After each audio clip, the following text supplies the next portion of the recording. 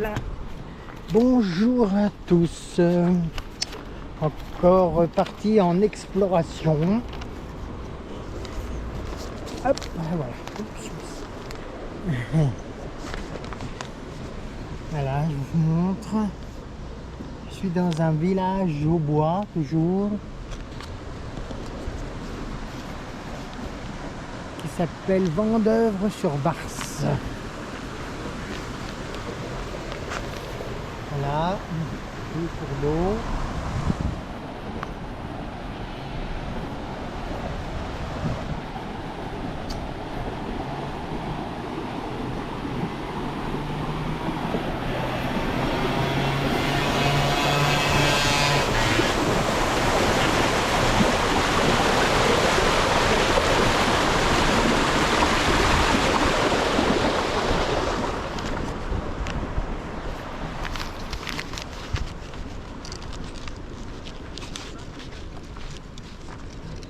Pas trop confiant.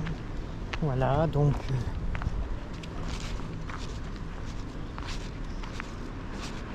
ça vient un peu par là.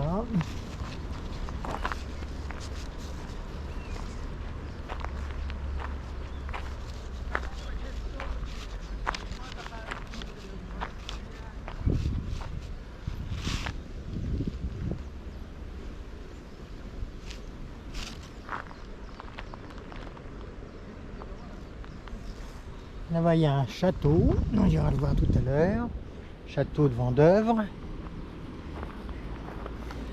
Et je voulais vous montrer, voilà, c'est là-bas en fait. Il y a, alors attendez, je vais regarder ce qu'il y a sur ce panneau d'information. L'eau, trésor et origine. Les sources, il y a une source. Enfin, attends, à Vendeuvre, il y a donc des sources. La source, c'est les origines des lieux. Présence de sources de la Barse donne un sol fertile et une ardente végétation attirant très tôt les hommes qui ont trouvé une abondante nourriture. C'est pourquoi les premiers vasques de peuplement gallo-romaine mérovingienne ont fixé en 2 endroits. Voilà, l'idée. On a fait tout le vrai.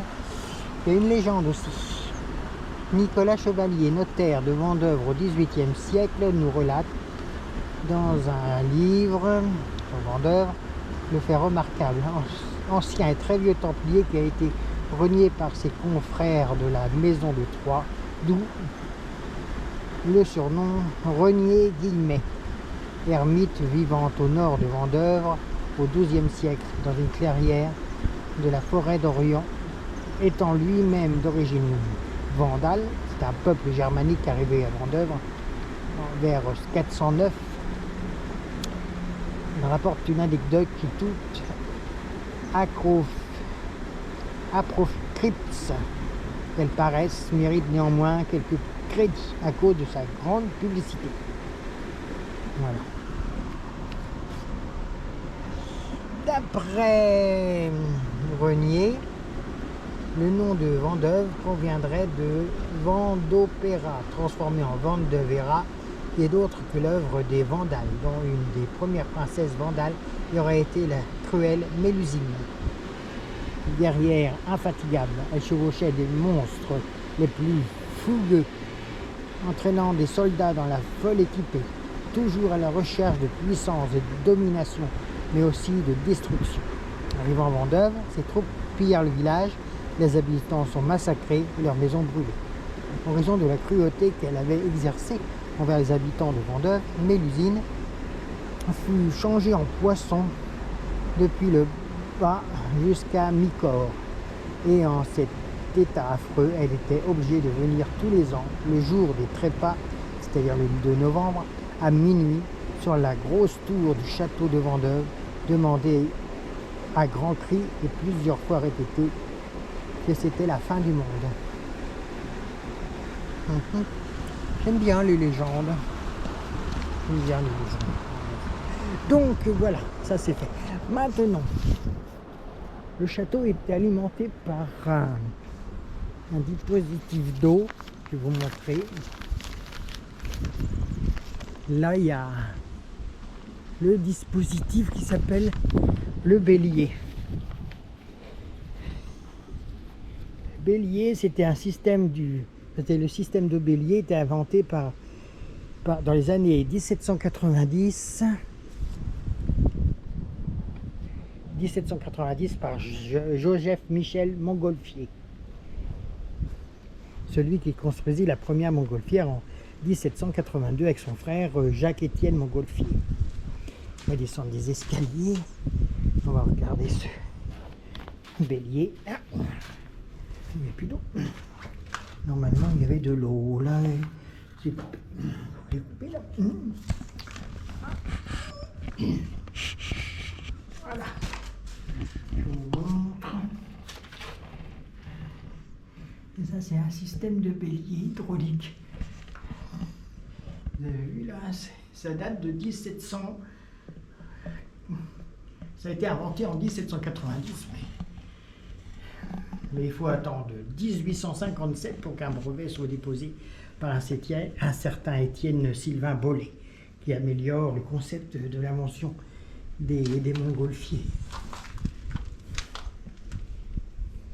C'est un ingénieux système mécanique qui fonctionne sans aucune autre énergie que celle de l'eau captée.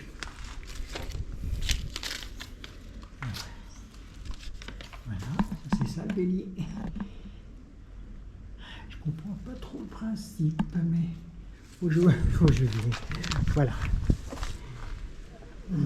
Le coup du bélier est d'origine du mécanisme. Le principe du bélier repose sur une suppression créée lorsque le débit d'un liquide est soudainement interrompu. Par exemple, lorsque la fermeture rapide du robinet. Je découvre tout ça avec vous. Des fois j'étudie ça parce que je comprends pas grand chose. Si vous y comprenez quelque chose. Mais bref, voilà, c'est un système qui date de 1857 ici, qui a été mis au point par les frères Montgolfier en 1790. Mais ça a été voilà, ça a été breveté que en 1757. Voilà. Là, je vous montre un peu. Voilà. Là-dedans, c'est un joli bâtiment, donc très vieux. Le système mécanique, le phénomène du corps du bélier se reproduit plusieurs fois par minute, assure donc un débit de l'eau relativement régulier. Une fois lancé, le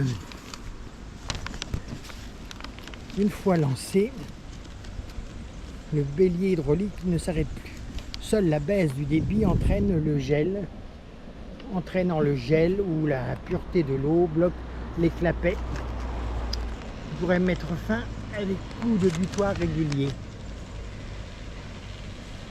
Voilà.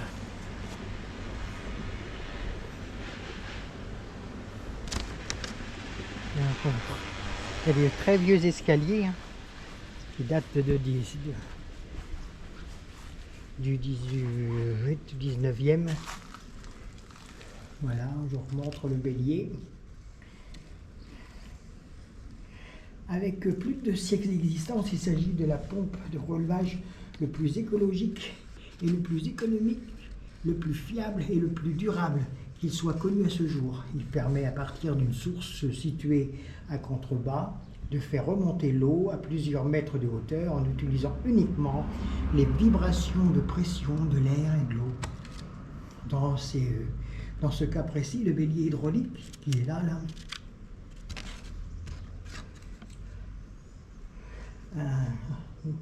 le bélier hydraulique forçait l'eau de la Barse, c'est le nom de la rivière, de la source. Il forçait l'eau donc de la Barse dans un vannage.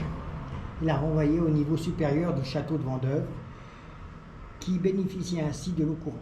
Le bélier hydraulique a été produit à Anvers. Il a été Il a été produit à Anvers, en Belgique, dans les ateliers Garven. Les ateliers Garven ont produit des béliers hydrauliques de 1885 à 2006. À 1906, pardon. Voilà. Ça vient de Belgique, ce bélier. Il a été construit en Belgique, dans les ateliers Garven, à Anvers, qui ont produit donc des béliers. Il a produit des béliers hydrauliques comme celui-là, de 1885 à 1906. Voilà. Là, je suis dans la cour du château. Ici, voilà, je vous montre un peu si des fois. Alors, voilà le bélier, ici. Et ça alimentait l'eau jusqu'au château, en fait. Voilà. Maintenant, on va aller voir un peu le château. Le château, peut-être vous voyez là, vous l'apercevez ici. Il y a des arbres remarquables aussi, des grands arbres. Celui-là, il est complètement penché, un vieux tronc.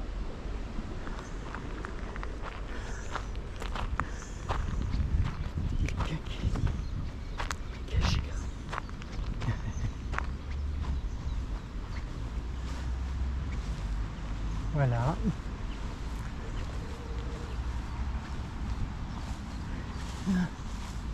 C'est un marronnier.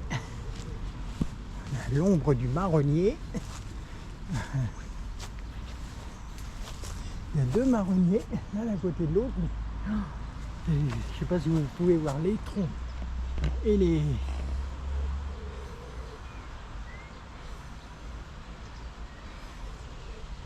troncs, ils sont énormes.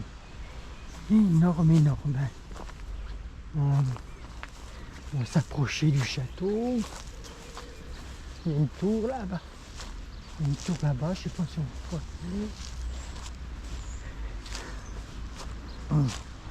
Donc voilà le château. Apparemment fermé, donc je ne sais pas s'il est encore habité. On va s'approcher plus près, ça m'a l'air d'être abandonné. Tous les volets sont fermés. Donc là la source, la Barse, qui alimentait le bélier et qui alimentait donc l'eau du château en eau courante. Voilà.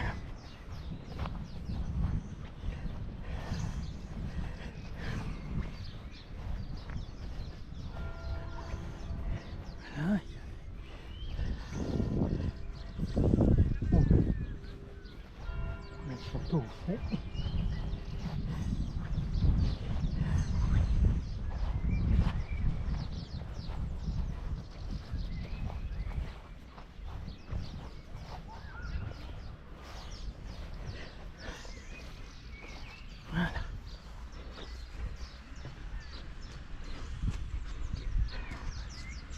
Sous le château,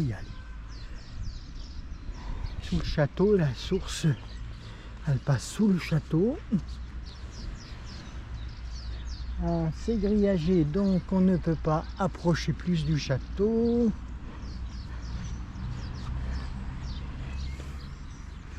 Là, voilà la Barse, donc.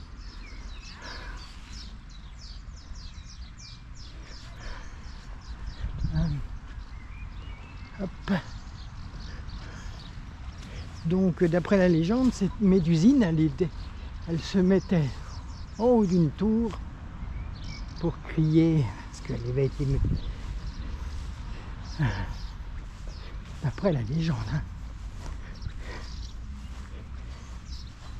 Alors je vais m'approcher sans tomber du bord.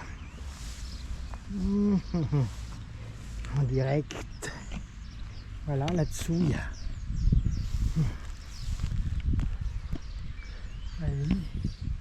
Ça va loin sous le château, si on ne peut pas y aller. Hop. Voilà. Là il y a une sculpture, mais elle est complètement cassée. Je ne sais pas ce que ça pouvait représenter. Elle est cassée. Voilà. Le château, voilà, ici. Tout fermé, mais bon, il est complètement fermé. Public. Essayez de faire le tour pour voir. Là, je suis au pied du mur, c'est pas de le dire.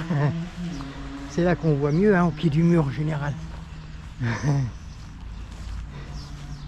Je ne sais plus si c'est marqué quand date ce château. En fait, je recherche et je vous mettrai dans les commentaires sous la vidéo. Je ne sais, je crois pas que j'ai vu, mais bon.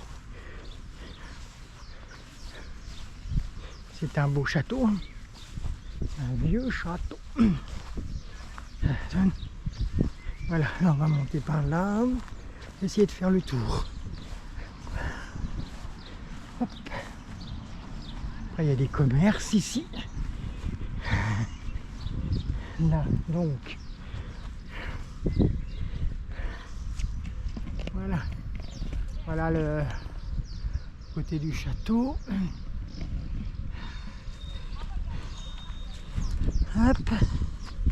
Là il y a un grand escalier. Un grand et magnifique escalier. Avec encore un marronnier. Voilà. On ne peut pas aller voir plus. Non, tout est... Mais il a l'air abandonné.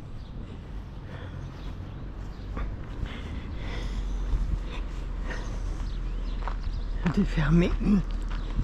Alors, il y a des allées aménagées pour les visites, mais c'est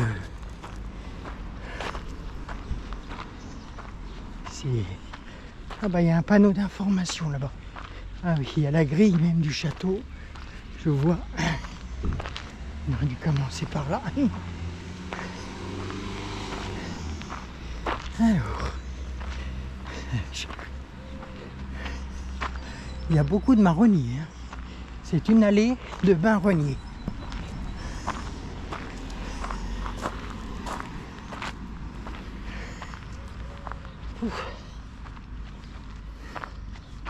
Il y a un magnifique parc en tout cas.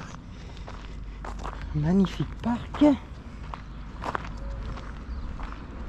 Ah.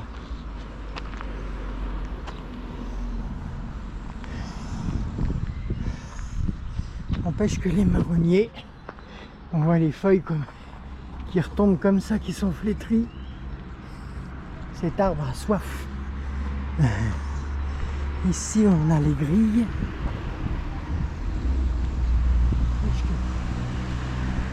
Je ne sais pas si vous voyez la grandeur de cet arbre, de ce marronnier. Il est immense. Il est immense. Regardez ça. Alors ici on est dans la grille du château. Voilà. Il y a une grille là-bas. Ah, le château en lui-même est abandonné parce qu'il n'y a plus les vitres. Voilà. De ce côté, oui, c'est un château abandonné, ça. Il n'y a plus personne dedans. Les vitres sont cassées, toutes les issues sont barricadées. Ah, il y a même en dessous, je ne sais pas si vous voyez, juste là, le plafond, ils ont mis des étais en bois parce que le plafond s'écroule. Non, ce château, c'est le château de la 7e compagnie Pour ceux qui connaissent, Château Vieux, Château Vieux. 7e compagnie. Non, en fait, ce château est abandonné. Voilà. Là, je fais le tour des bâtiments. Je peux vous montrer encore, mais vraiment, voilà, on va passer par là. C'est bête qu'il sait avant. J'aurais pu en faire quelque chose de un musée ou de ce château. J'aurais pu. Ah, bref, moi, ce que je dis ça. Hein. Ça doit valoir cher aussi à restaurer. Alors là, bon, on peut pas aller plus loin non plus. Après, c'est les grandes herbes. Non, mais voilà, donc. Ouais, donc le château, on va voir, il y a un panneau d'information là-bas, je vais aller voir. Ils ont mis ça, en fait, des trucs de protection pour que les amateurs d'urbex ne puissent pas y rentrer. Moi, je ne fais pas d'urbex. J'aime regarder, mais moi, je suis pas doué, les gens. Mais bon, voilà. Avant d'aller voir un panneau d'information, il y a une autre grille là-bas. C'est quand même un grand parcours où on peut se balader avec des beaux arbres. Les arbres là-bas, ça c'est des marronniers, mais ils sont énormes. Énormes, très grands. Très grands. Alors, là. Là, il y a une autre grille qui est fermée. Je sais pas si c'est... Enfin, je sais pas ce qu'il y a à l'intérieur.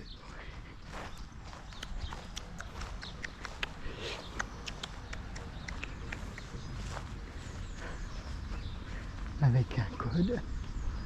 Voilà.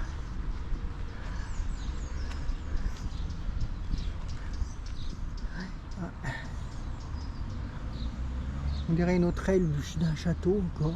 Parce qu'il y a un beau bâtiment là-bas, mais c'est fermé. De toute façon, c'est privé. C'est pour ça, c'est chez les gens. Donc, voilà. Donc, on va aller par là. Il y a toujours des beaux arbres. Le château, là, que je vous montre encore un peu. Je voulais vous montrer le système hydraulique. Déjà de ce château. C'est pour ça que le bélier ne marche plus, parce que comme le bélier servait à alimenter l'eau du château, et vu que le château est abandonné, donc c'est normal que le bélier n'alimente plus rien.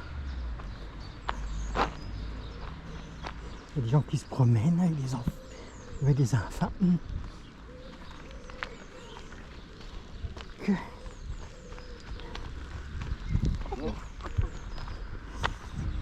Il est carrément abandonné.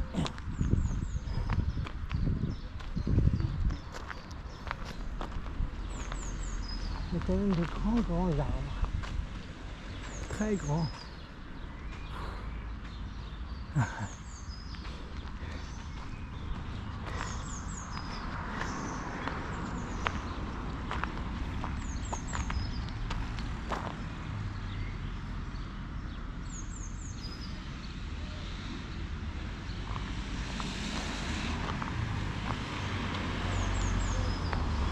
Oui, alors voyons voir ce panneau d'information.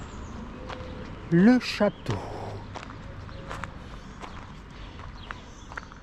Alors, le château de Vendeuvre, celui-là, est l'un des plus anciens de l'Aube. La première attestation d'un château dans la villa de Vendeuvre apparaît en 962.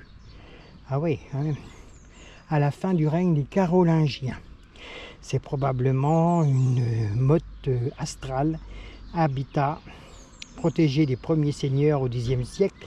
Ce château érigé à la source de Bars C'était un enjeu de la guerre de succession entre le dernier prétendant au trône des Carolingiens et Hugues, le premier capétien.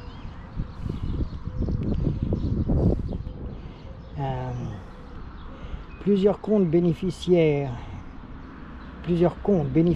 vont se succéder jusqu'en 1221.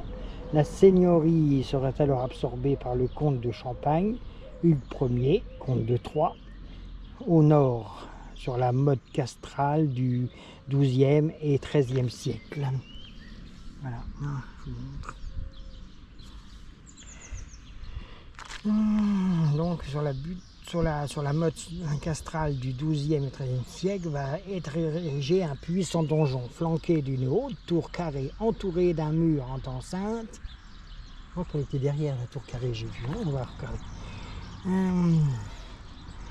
D'un mur d'enceinte, crénelé et d'autres tours, tandis que l'on construit au sud un important logis seigneurial et à l'est une chapelle castrale. L'ensemble constituait la haute cour à laquelle on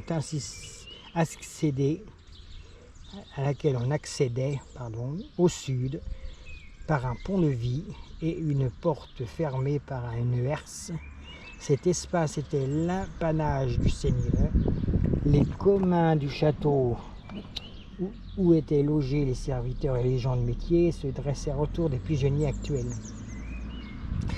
Cette basse-cour, c'était la basse-cour, on l'appelait.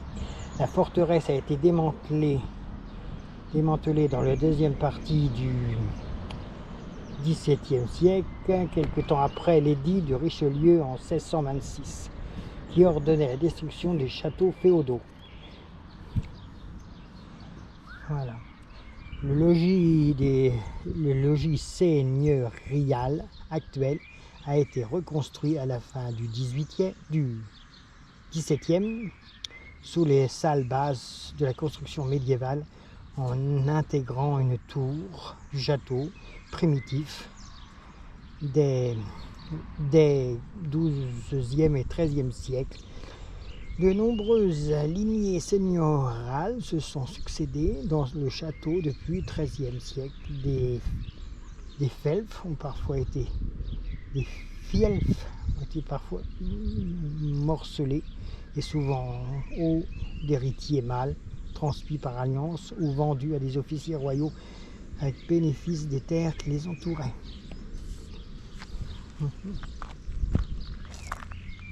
Voilà, c'est un peu... Voilà. C'est ainsi que sont succédées les grandes familles de Vendeuvre. Donc, il y a eu Broye, Durnay, Noyer, Mello, Ambroise, Rochefoucauld, Luxembourg, Mestrini, Boutilly de Chavigné, Pavé de Provenchère, de Vendeuvre et les Bourlons de Saty. Voilà, donc on retrouve toujours le bélier qui alimentait l'eau. Et ça se levait et l'eau elle montait. Le bélier hydraulique, source de la Barse, se trouve au pied du château. Le confort des châtelains a été amélioré grâce à cette invention du bélier que Jean-Michel Montgolfier en 1696. Il avait imaginé un dispositif permettant de forcer l'eau de la Barse à remonter au niveau du château. Ce bélier est toujours visible au niveau du vannage, à la hauteur de la Grande Rue. C'est ce que on a vu tout à l'heure.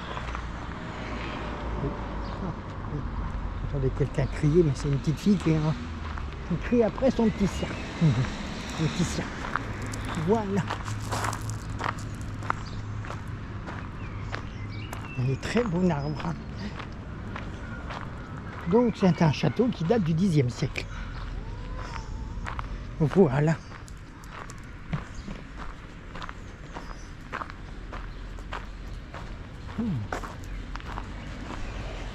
Hop. Je ne pas l'enfant. Les épiciens.